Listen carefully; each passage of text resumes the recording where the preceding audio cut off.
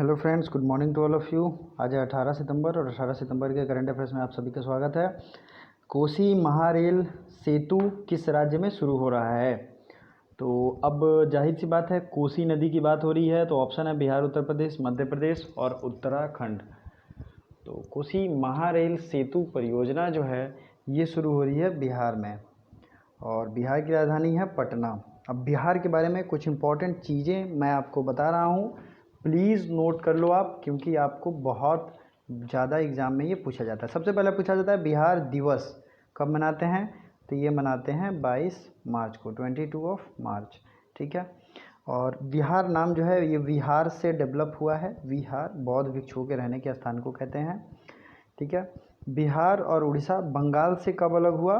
22 मार्च 1912 से, ठीक है, आधिकारिक रूप से। और 1 अप्रैल 1936 से बिहार जो है उड़ीसा से भी अलग हो गया। तो ये दो चीज़ें आपको ध्यान रखनी है। अब आपको याद रखना है बिहार की राजधानी पटना है, उच्च न्यायालय पटना है, अमरेश्वर प्रताप शाही यहाँ के हाईकोर्ट के जज हैं। राजकीय भाषा है हिंदी एवं उर्दू।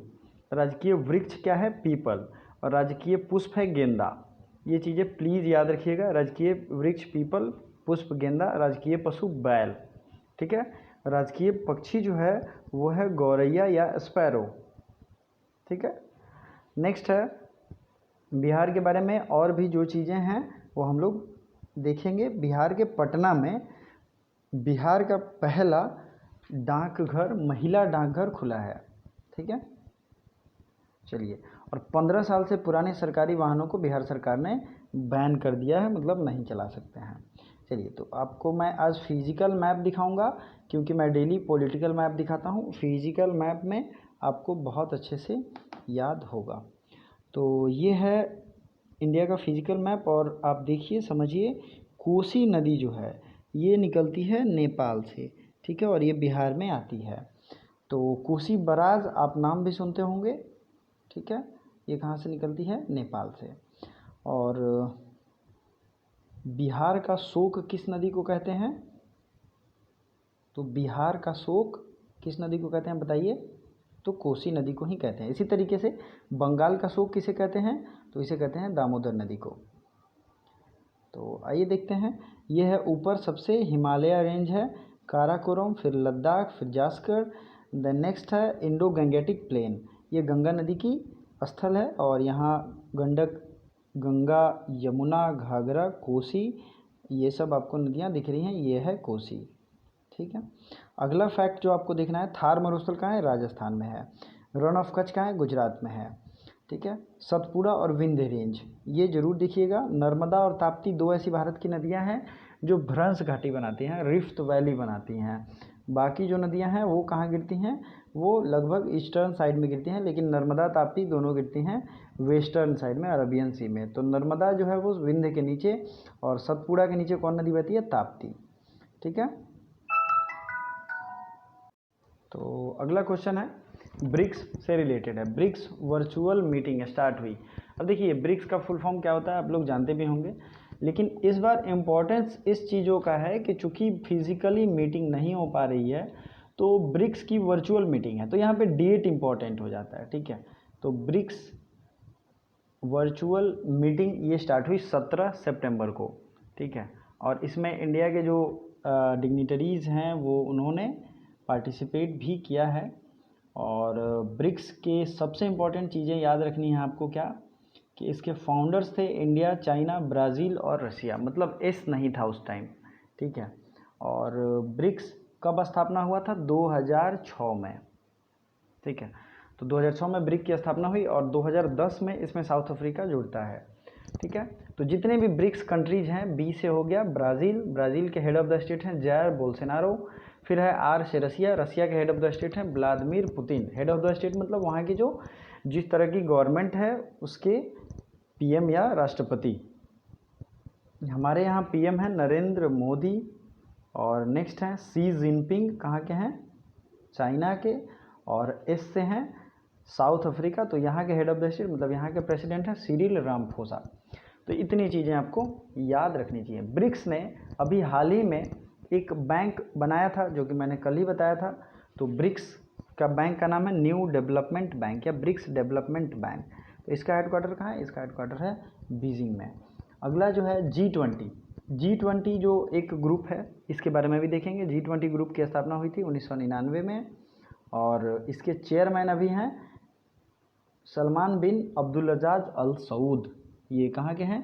तो ये सऊदी अरेबिया के अभी किंग सलमान बिन अब्दुल्लाज़ अल सऊद हैं। तो G20 की भी आपने देख लिया। इसी तरीके से बहुत सारे ऐसे ऑर्गेनाइजेशन हैं जिनकी स्थापना आपको याद रखनी चाहिए, जैसे ग्रुप्स ऑफ 7 था G7 कंट्रीज़।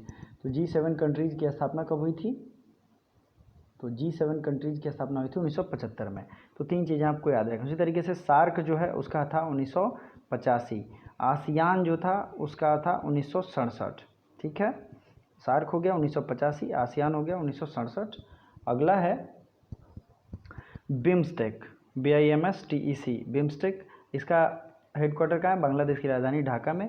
और स्थापना इसकी कब हुई थी बिम्स्टेक की, बताइए? तो बिम्स्टेक की स्थापना हुई थी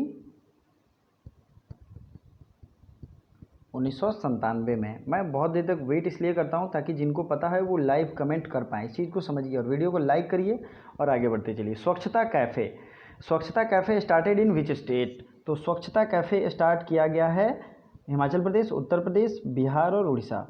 तो स्वच्छता कैफ़े की शुरुआत हुई है हिमाचल प्रदेश में। अब ये है हिमाचल प्रदेश की राजधानी है शिमला। ठीक है, और हिमाचल प्रदेश हमने ऊपर मैप में, फिजिकल मैप आज मैं दिखाने वाला हूँ।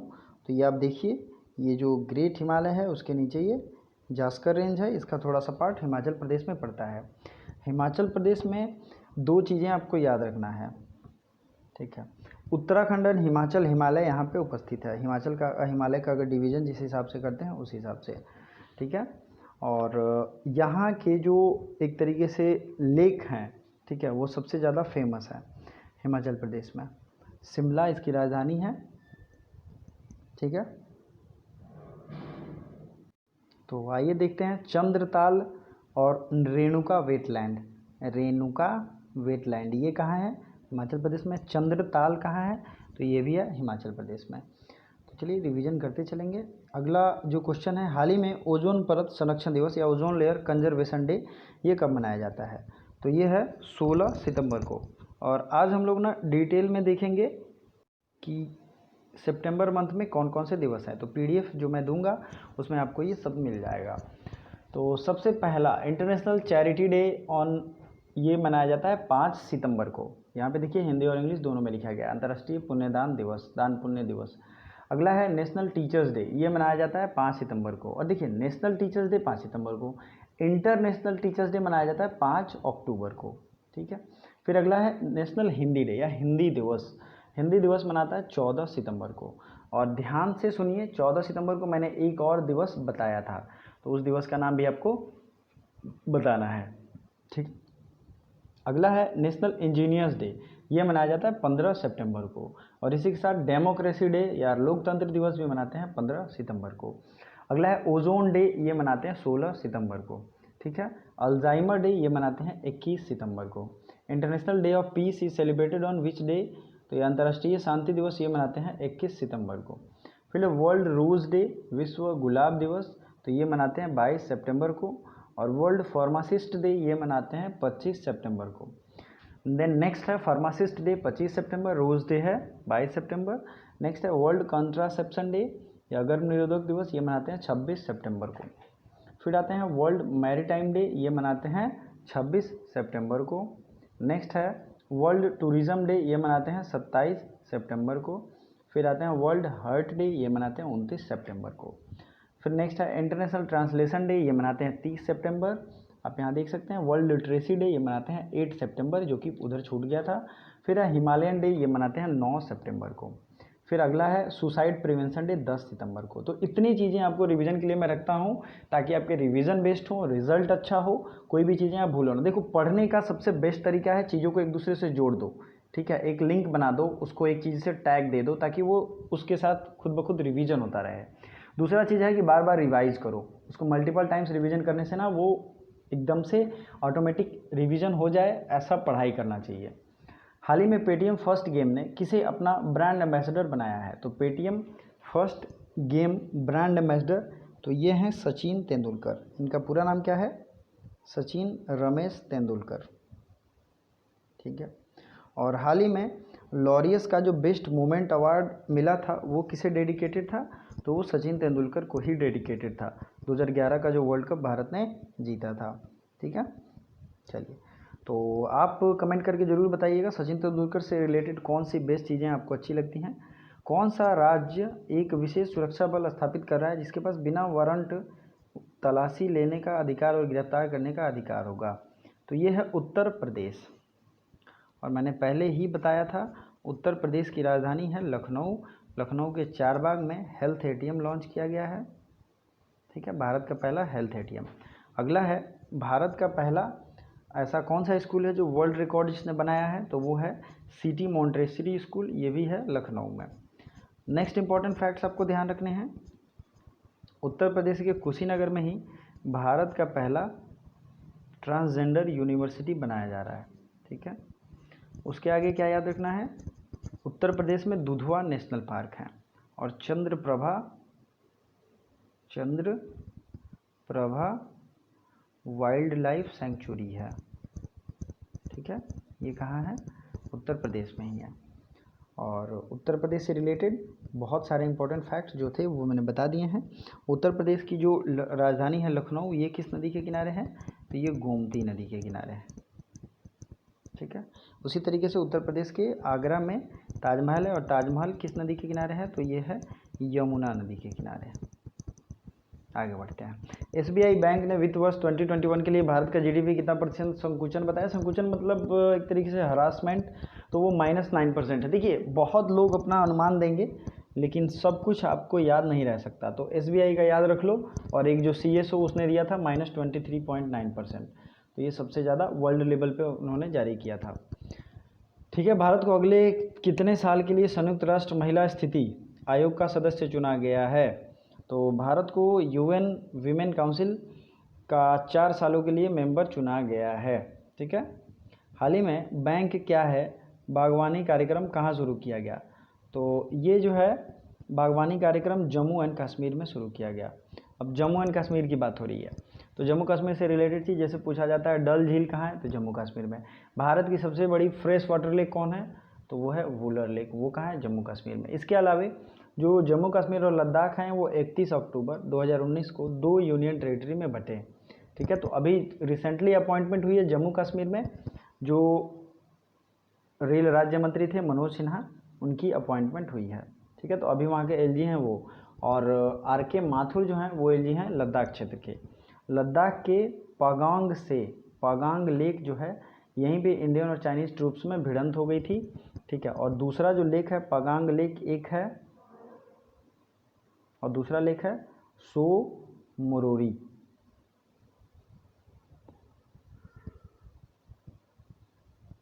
ठीक है। तो 2 लेक आपको याद रखने हैं। अब इसमें 2 साल्ट वाटर लेक है, मतलब जो पागांग लेक है वो साल्ट वाटर लेक है और जो सो मोरोरी है वो भी साल्ट वाटर लेक है। और डल झील और वुलर झील ये दोनों जो है ये कहाँ है? तो ये दोनों फ्रेश वाटर लेक हैं। अब इम्पॉर्टेंट चीज़ें, हेमिस हाई नेशनल पार्क कहाँ है? तो ये है जम्मू एंड कश्मीर में। ठीक है। जम्मू कश्मीर में जितने नेशनल पार्क हैं सब मैं रिवीजन करा रहा हूँ, प्लीज़ अगर नोट करना चाहें तो नोट कर लीजिए। दूसरा है हेमिस हाई के बाद दाचीगम नेशनल पार्क, दाचीगम। उसके बाद है सलीम अली नेशनल पार्क, फिर है किश्तवाड़ नेशनल पार्क। ठीक है। इतना नेशनल पार्क आपको याद रखना है।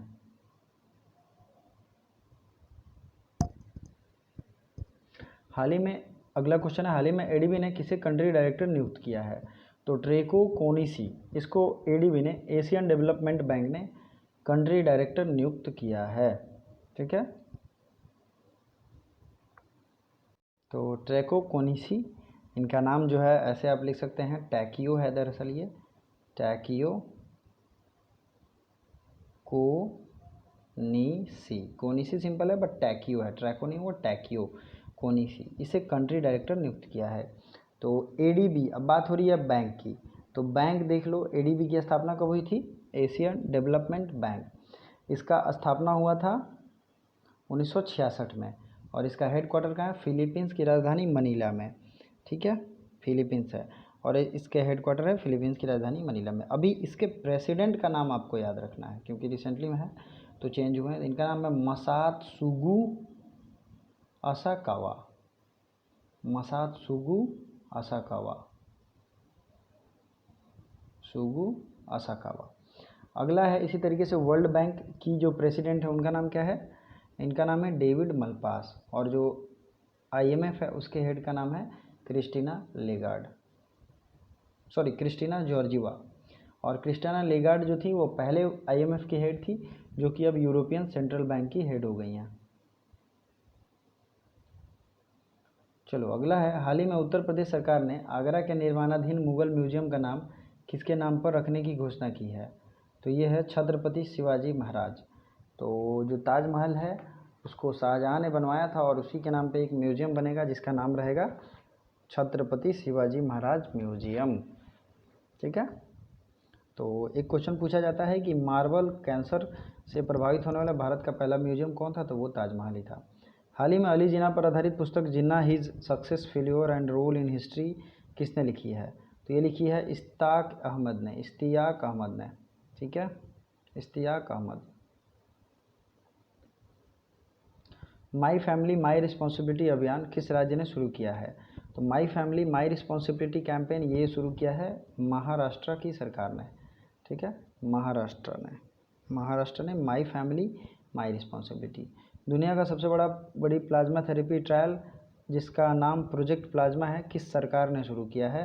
तो ये भी शुरू किया है महाराष्ट्र ने, क्योंकि महाराष्ट्र में सबसे ज़्यादा कोरोना के मरीज हैं, इसलिए ये क्वेश्चन आप लिंक कर सकते हो, चीज़ों को लिंक किया करो। ठीक है, और महाराष्ट्र में मैंने मैप में दिखाया था अजंता एलोरा की गुफाएं हैं, यहाँ पे महाराष्ट्र ये रीजन हुआ, सॉरी ये तो नहीं, यहाँ पे होगा।